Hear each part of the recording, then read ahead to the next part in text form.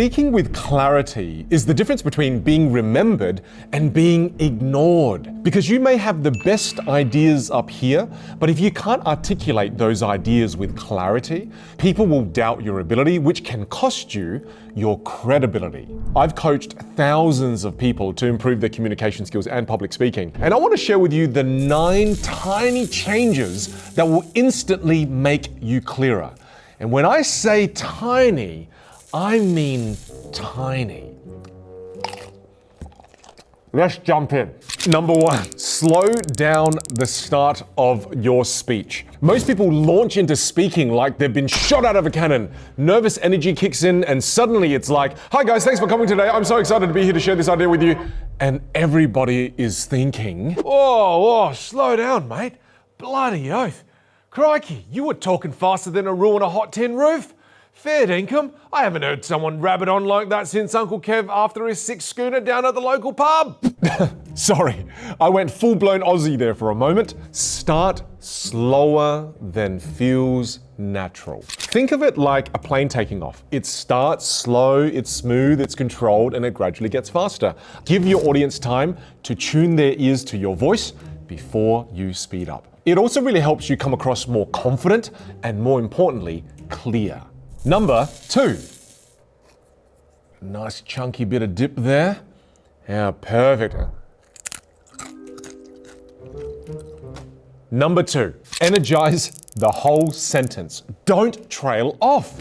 When you trail off, you create a sound that's called vocal fry. Watch what happens when I trail off at the end of my sentences and create the vocal fry sound. Here's the version where I trail off. As we start the next quarter, I'm 100% confident that we are going to hit the numbers. And in fact, I think we're going to exceed the KPIs. Do you notice that? It makes me sound unclear and it makes me seem not confident. And then it makes you doubt what I'm going to say. Now I'm going to energize the full sentence from start to finish. As we start the next quarter, I'm 100% confident we will hit the numbers. In fact, I believe we are going to exceed the KPIs that we've set.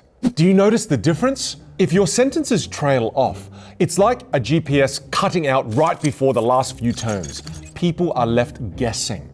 Take them all the way to their destination. Start strong, finish strong, because clarity, it lives on the edges of your sentence. Next, number 3.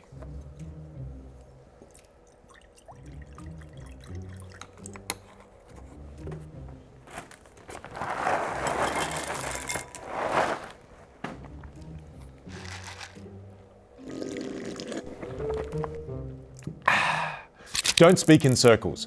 You know who you are, or you know who they are. You say the same thing over and over and over, and then again and again and again. You ramble, hoping that eventually someone's going to get it.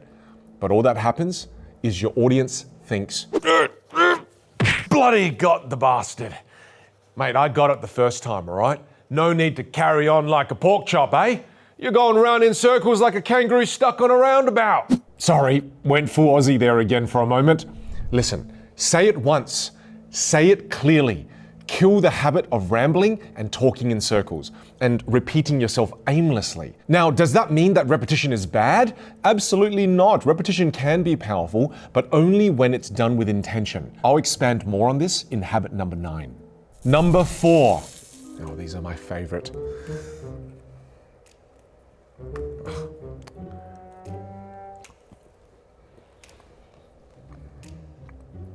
Drop the fillers. They're so disgusting. Oh my God. Drop the fillers.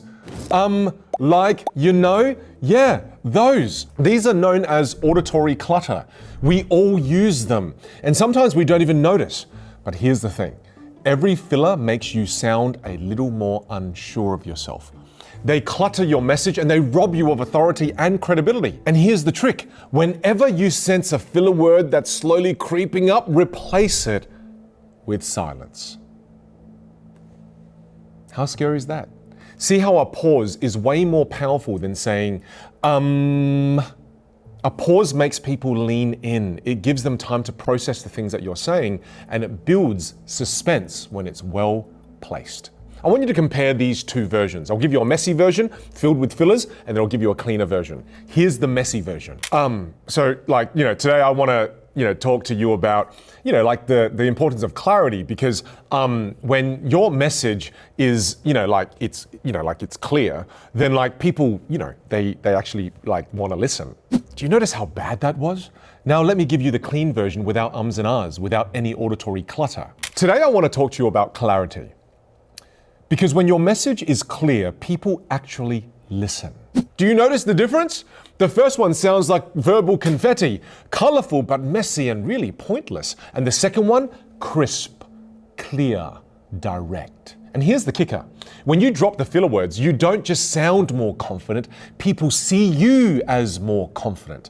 Let silence do the heavy lifting. Silence isn't awkward. It's authority. It's confidence. It's clarity. But now you're probably thinking, Vin, if I pause, what happens next? What if I can't think of what to say? That's why you need to learn communication frameworks. Because when you pause and you have frameworks, you now can think about what information you put where. And that's what allows you to speak on the spot in the moment so your mind doesn't go blank. I've recorded a free 2-hour training where I teach my top communication frameworks that I use almost every single day during crucial work meetings and conversations. That's going to help you turn your thoughts into words faster, with confidence, and while under pressure. If you want access to that, just click the link in the description below. Next, number 5. Well, this one's exciting. It's my favorite. I love peanut butter. How many of you also love peanut butter? Oh, this is so good. Can't wait to put this together. Oh, this is fantastic. Good old peanut butter sandwich.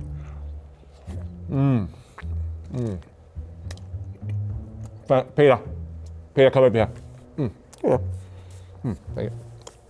Thank you, Peter. That's fantastic. Good job, Peter.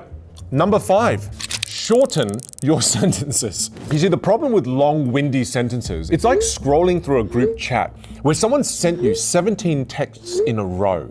You lose people halfway through. Short sentences stick. Instead of saying, look, what I'm really trying to say here is that if we want to hit our targets this quarter, then we all need to make sure that across every single department, communication is not only consistent, but it's clear. And everyone needs to fully understand the individual roles that they play and how it connects to the overall strategy. Because if we can get to that level of alignment, then our chances of not just meeting the KPI, but possibly exceeding them depends on market conditions, of course, but we will be much more likely to hit the goals that we've set ourselves. Whew! You notice that? When someone talks like that, they're just repeating the same thing 3 or 4 times every time. It's not efficient, it's not clear, it's not concise, it's not influential. Instead, do it like this. To hit our goals this quarter, we need one thing: alignment. We need everybody to be really clear on their roles, and that's going to give us the highest chance of hitting our KPIs. Wasn't that better? I want you to think Twitter. Think punchy and direct, not a long Instagram post about your extensive morning routine. You ready for the next one? Number 6.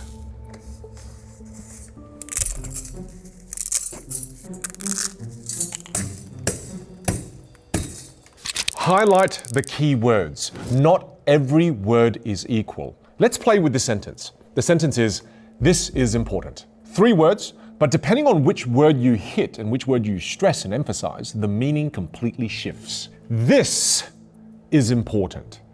Emphasis on this, you're contrasting it with something else. You're saying not that, not the other, but this one right here matters. Now we'll stress a different word. This is important. Emphasis on is. Now you're not contrasting with another thing. Now you're defending your statement. You're saying, you might not think so, but I'm telling you, it is important. It's conviction. It's reassurance. This is important. Emphasis on the word important. Here, the weight is on the outcome. You're saying, pay attention. Don't dismiss this because it carries weight. Same 3 words, 3 different meanings. That's the power of emphasis. If you highlight everything, nothing stands out. But if you highlight the right word, you sharpen your meaning instantly. On to the next, number 7. And as we dive into this one, well, I can't do that to you, can I? Because I haven't done the thing. I need to go back to the thing. I can't leave you hanging like that. So let's do the thing. Oh, here we go. Look at what we have here. Oh, you got to get a good amount of this, right?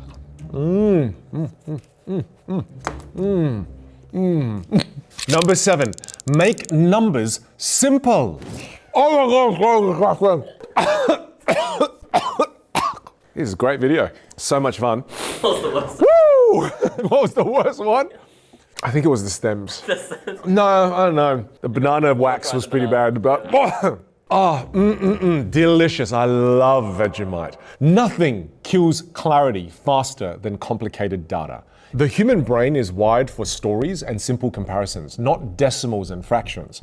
The more technical your numbers get, the faster people switch off. So instead of saying, we improved our NPS score by 7.3 points, instead say, for every 10 customers, 7 now love us compared to 5 before. Instead of saying, we reached 12,548,623 people in our last marketing campaign, you can say something like, we reached more people than the entire population of Belgium. Numbers by themselves are just noise, but numbers in context, it creates clarity. And here's the fun part. When you simplify the numbers, you not only make your message clearer, you make yourself more persuasive. People act on what they understand. So remember, translate your stats into stories that people can picture. Number 8.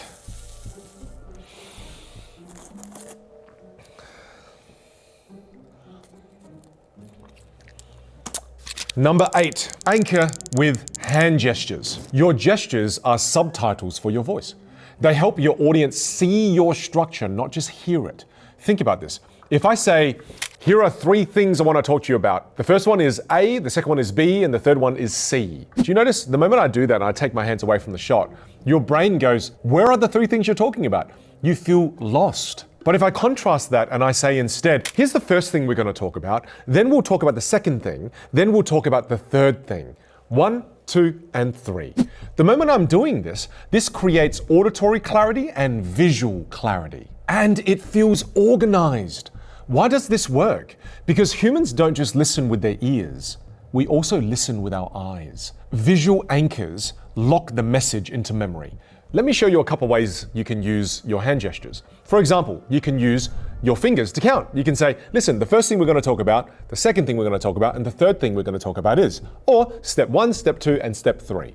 Next, you can use your hand gestures to contrast 2 different things. You can talk about one thing over here and contrast it with another thing over here. I did this for one of my social media videos and the video went viral. It went viral because people heard what I said, but they can also see the contrast. You may be technically brilliant with what you do, a 10 out of 10 with your technical skill. But if your communication skills are a 3 out of 10, do you think people perceive you to be a 10 out of 10 or a 3 out of 10? You are only as good as you can communicate. This is why as you improve your communication skills, you amplify the best parts of who you are. Notice how I use my hand gestures there? It creates visual clarity. More than this, you can use your hand gestures as a punctuation. Use firm gestures to land your point like a full stop at the end of a sentence. If your hands are nervous and fidgety or they're hidden, people perceive you to be uncertain. But if your hands are open, controlled, visible, intentional, people perceive you as being confident. And number 9. Gonna have to walk over to the kitchen for this one.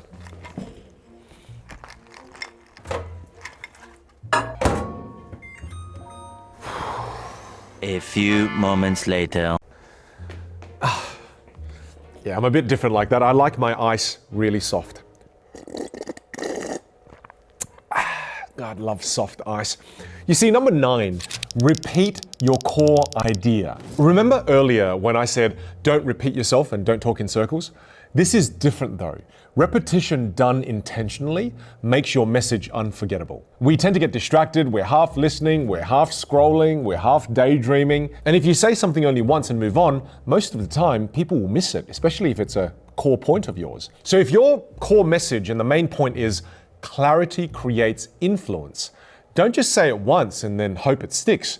Say it like this: clarity creates influence. Clarity creates influence. You see what I did there? It's the same idea, but it was echoed and it was reinforced as a result. Think of the great speakers and leaders like Martin Luther King. He didn't just say, "I have a dream" once.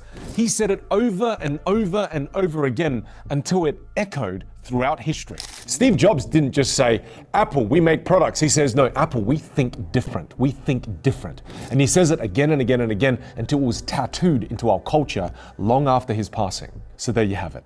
9 tiny changes that make you clearer instantly. Individually, they might feel really tiny, but if you stack them all together, they transform you instantly. So here's my challenge to you. Don't let your brilliance get lost in a mumble. Speak so that people not only hear you in the moment, but they remember you long after you've left the room. You see, the thing is, the world doesn't reward ideas that stay locked in your head. It rewards the ideas that are communicated with presence and conviction and clarity.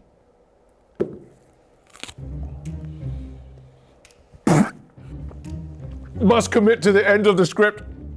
So waxy. And if you haven't already, make sure you click the link in the description if you want to access my free training and learn how to speak in frameworks so you can speak with clarity while under pressure or eating a banana that tastes like wax. It's going to give you a competitive edge like nothing else. Click the link below. Check it out. I'm done.